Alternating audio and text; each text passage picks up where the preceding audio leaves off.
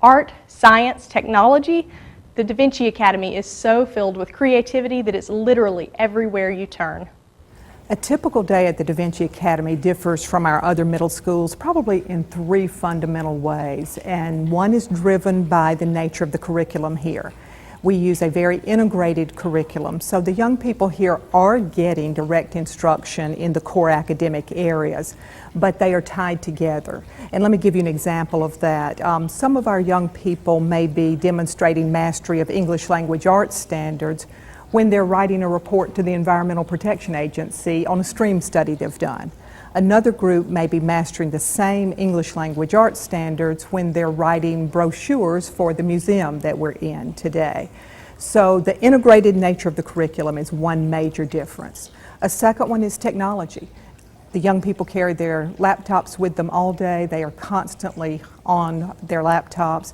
So whereas at a traditional middle school they may be doing writer's workshop at desk, pencil and paper, our children here at Da Vinci are blogging, and so they are using the cloud computing here with shared folders, and they're blogging as they write and create documents. A third major difference, again we're surrounded by it here, is the Museum of Inspired Learning. It gives these children a lot more opportunities to explore in their areas of interest. They'll be doing in-depth research in their areas of interest, working with professional mentors in the field. So I'd say those are the three primary differences. The curriculum here at the Da Vinci Academy is integrated, as I mentioned, and we're working within thematic units. So for example, the first unit that the teachers and students are working on right now is called The Power of One. So in mathematics, they're looking at units, decimals, how does the unit build into exponential, and then of course with the integrated curriculum they're then looking right at those patterns of exponential growth that we see in nature, for example. In English language arts, they're writing vignettes, looking at biographies, and particularly looking at Da Vinci, for whom the Academy is named, and how an individual can make a difference in the world if we look at how some of Da Vinci's work changed worldviews about art and about science. And that's particularly appropriate for adolescents at this age as they are struggling with, how do I fit into this world? How do I gain personal power? How do I affect change? So that's the integrated nature there. In science, they are looking at the unit of one as it builds in a system. So that curriculum becomes more powerful because they see it connected throughout the disciplines and in real world life, as opposed to, okay, at 9 o'clock I can now study literature. Oh, it's 10 o'clock, now I study math. We're really trying to show the children how that learning connects through the integrated units. The Da Vinci Academy is one of our programs of choice. So last spring, youngsters applied for positions here. We opened 120 spots for 6th graders and 7th graders, and there was an application process. Very, very difficult. We had so many wonderful applicants for the program. It was a very competitive process.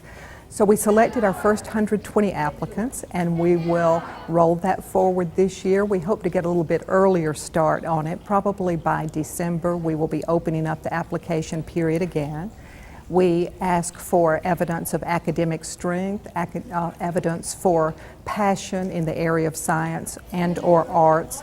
We get teacher recommendations, and the children write about why they would like to be a part of a unique program like this. So we'll select a new group of rising 6th graders for the 2010-2011 school year, and hopefully we'll expand the program overall. So a couple days later we got these forms. And so I took it home to my mom, told her, the Da Vinci Academy looks pretty cool, can we try it? So we went to some of the meetings, and I'm like, this is the type of school I want to go to. It's got things I like, and it sounds like so much fun.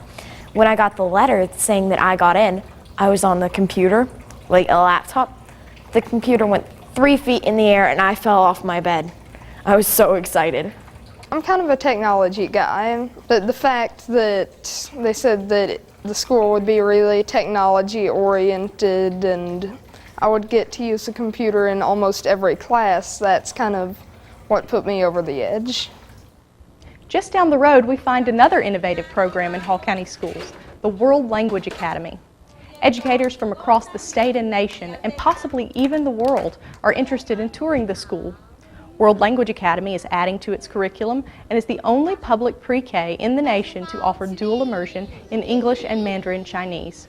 Carrie Woodcock is the dual language coordinator. Dual immersion is a program in which children of two different language or mother tongues come together to learn each other's language, essentially. Here, the target languages of instruction are Spanish and English. So we teach our students in Spanish for a portion of the day, and then we teach our students in English for a portion of the day. But all of these students are together in a classroom, and we try to maintain a linguistically balanced classroom. That means that we would like to have an ideal situation would be to have an equal number of students who speak Spanish as their mother tongue, along with the students who speak English as their mother tongue, so that the students themselves become part of the power of the model. They become part of the instruction process. Essentially, instruction here is no different from instruction in any other wonderful school. We have, of course, an amazing group of teachers and an amazing group of students, which other schools will boast the same about their faculty. Here, the difference is that we teach our students in Spanish. So we're teaching our state standards, our Georgia Performance Standards, in Spanish, so that the children acquire their language as they acquire the academic information that they need. Or we may be teaching in English, and the Spanish-speaking children at the same time as the English-speaking children will learn the standards as they're taught in English. So they learn through the language. We don't teach Spanish, we teach in Spanish. Chinese is a wonderful language too. We decided to throw an additional language into the loop of instruction here. For the older students right now, Chinese is considered a special offering. In other words, as they would go to PE or art or music, they also go into Chinese. At the pre-K level, however, we have a partnership with the Confucius Institute out of Kennesaw State University, and we have 1 hour of Mandarin Chinese immersion per day for all of our pre-K students here at the World Language Academy. Our particular model of dual immersion instruction here starts at the pre-K level at 90% of the instruction in Spanish, 10% in English, and in kindergarten we then go to the 70-30 model. 70% of the instruction is in Spanish and 30% in English. As the children move up into the grade levels, by the time they reach the third grade, we anticipate being at 50-50. Certainly high-stakes testing comes into play, and all of our testing opportunities for students are in English. So during a portion of the day at pre-K, for example, the children are immersed into Spanish instruction for 90% of the day. They then, at first, of course, don't know, often the English-speaking students don't know what's going on. They turn to their Spanish-speaking peers in order to know what to do in the classroom. Likewise, during the English instruction at the pre-K level, the Spanish-speaking students turn to the pre-K children, the English-speaking children, in order to learn what to do. So they use each other as role models, and they model after each other, and it makes for a wonderful educational setting. Quite often I get asked a question when I'm out and about in the community, why would you want to teach foreign language to elementary children? Why not wait until they're older? And I giggle because, of course, I have a love for foreign language, but the real purpose is to begin to teach children not only foreign language, but also to teach them a multicultural sense. They need to have this multicultural awareness, and as young children, a foreign language just comes naturally. It becomes a part of their lifestyle. They have a desire to learn more. We are providing these opportunities because we want to know where our students need to be in order to be competitive with our neighbors in 16 years. We're not looking at them a few years down the road. We are looking at our students in 16 years. Where do we need for them to be in the global market? And certainly an international or internationally competitive student would be one who has many languages, not just one or two.